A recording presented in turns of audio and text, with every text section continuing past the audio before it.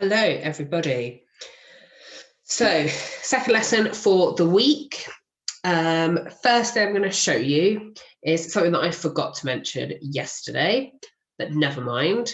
This is a sentence starters document, which just has lots of different sentence starters that you might like to use for your writing this week, maybe even again in future. So it might be one to keep hold of, especially if you print it out, keep a little copy in the back of your home learning book.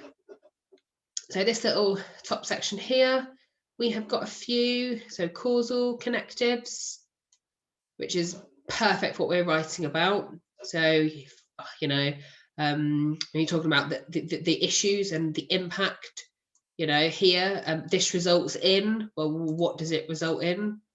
This is because, therefore, they're all brilliant, they are. So here's lots of sentence starters here. And then there's loads more down here, which some are appropriate and some aren't. But I just thought I'd give you these because, again, sometimes starting with sentences are the hardest thing. So by putting these on here, hopefully these might be able to give you a bit of a push in the right direction, really. So these are on the Home Learning Hub. That's one of the things you can open. So yeah, it's copied over from Monday, Tuesday and Wednesday, but they're all there. And I also put on the website, which I also didn't talk about. So I've got lots of other things, but not actually these things on Monday. So this, now, don't get too concerned about this sheet. Obviously, you guys have this in the front of your English writing books in school. And whenever we do an assessed piece of writing, you get ticks on it. So you'll remember when you got ticks on this before Christmas for your, I want to say, Victorian newspaper reports. I think, I could be wrong. I think that's what we did it for. So just as a little reminder, don't worry about this. Nothing that you do at home is being assessed, but I just know that some of you like to have a copy of this because you like to be reminded of the things that you need to include. And obviously the bits in blue are quite helpful because they simplify what's in the black, because some of the bits in black are a little bit complicated. So if you remember this yellow section over here, this is stuff that you learn lower down the school, or there is it all highlight. So all this stuff here, this is just something that pretty much everybody is doing anyway in their writing. But there's no good being all the way up here in the 3-star category doing all of this fancy stuff if we're not still using all the basics. So still remember to use all these things when it's appropriate, when is appropriate, really. And then you've got the 2-star category, which is like, this is like the year 6 category. This is what we would hope a child at the end of year 6 would be achieving. And again, lots of you do lots of these things very, very naturally in your writing because you've learnt most of these things in years 3, 4 and 5, and obviously year 6. The area where most year 6 children struggle is the punctuation down here, but you don't always have to get it right to get a tick. So if you've tried and it's almost right, you will often still get a tick because you may have made just a tiny error. But if you've whacked, I don't know, a bracket in, you haven't actually closed the bracket and you put it in a totally wrong place, obviously you're not going to get a tick then. But it just totally depends. And in this category over here, very few children get this every year in year 6. This is a very challenging sort of like set of boxes, but doesn't mean that people aren't up for the challenge in this year group. So I wouldn't worry too much about this for now. A few of you have got the odd ticks in here from December, and it really was an odd couple of you. But I won't worry too much about this. This is something that we can talk about next term, depending what we do. And depending when we go back into the school building, this is something that myself and Mr. Cooper will be talking to some of you guys about then. So it's far easier to talk through this with you in person with a piece of work in front of us. So don't worry about the blue section for now. But yes, this is here if you need it, just as a little bit of a reminder. So going back to today's work. So obviously yesterday you had your example all about pollution. So I've got another example today. I've got a little suggestion here at the top, paragraphs 3, 4, and 5.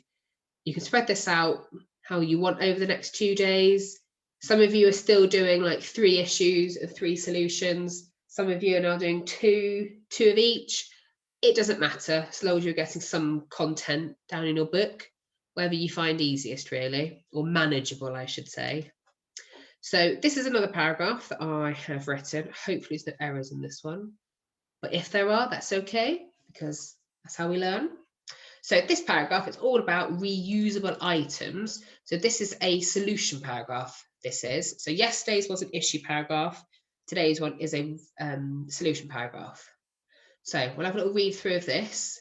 And then just like yesterday, I'll be asking you to look out for things that you think would impress myself or Mr. Cooper. What would we spot in this that we would give a tick in your books, or we would like a tick in the actual book or a tick on your tick sheet potentially. So there is one very easy thing we can all do to help the environment: reuse more items. Reusable items, which are a key factor in helping to save the planet, are becoming very popular in homes across the world. Many companies are now changing and adapting their products to make less waste or make things reusable. Here are a list of just some things you can buy to help the planet: metal straws, reusable drinks bottle, reusable bags instead of shop-bought plastic bags, reusable sandwich wraps, beeswax is popular right now, recycled paper. Many of these ideas are small changes which everybody could do quite easily. So what you might find at this point is you may wish to have a little pause and have a little look at this yourself, maybe highlight it yourself. Equally, you can just stop and have a little think now.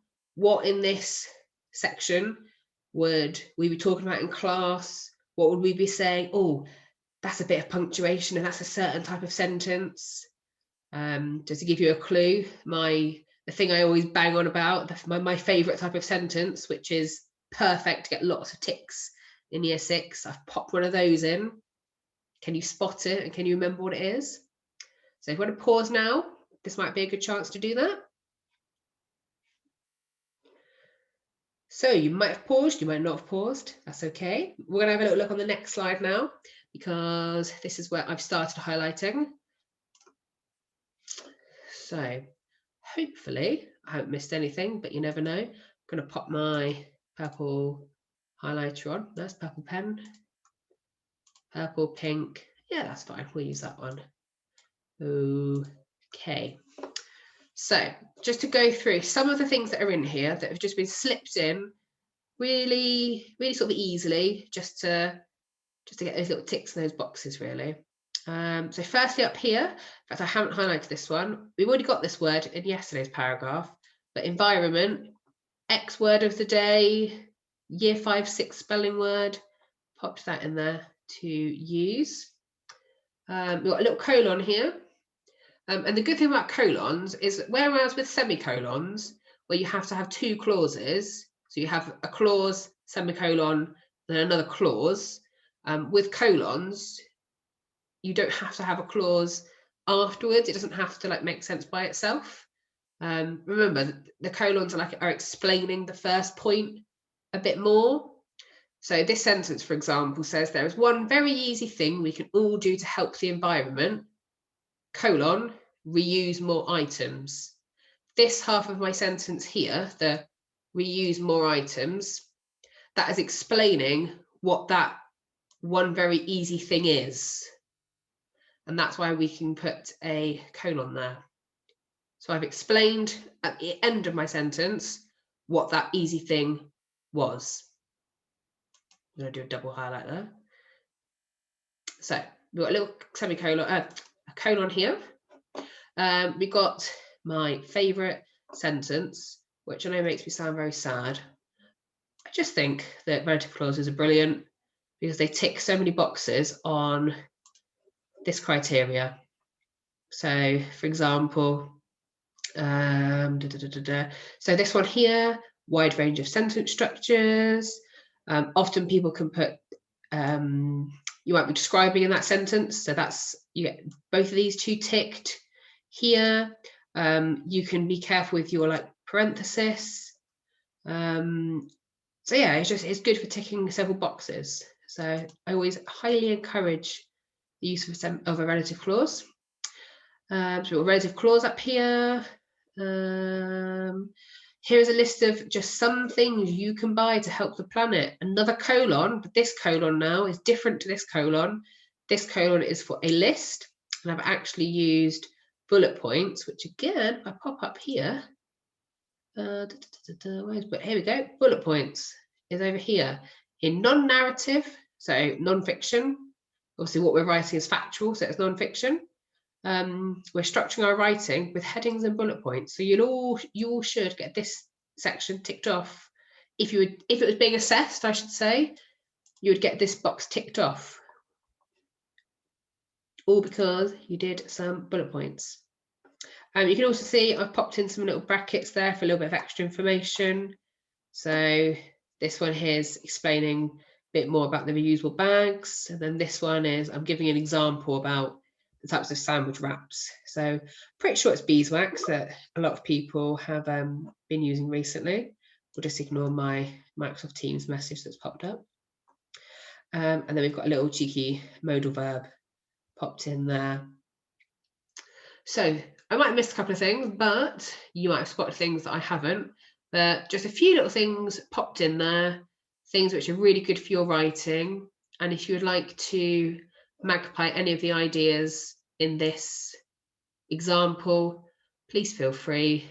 Best way to learn is by looking at a good example. Better go, because someone keeps messaging me on Microsoft Teams.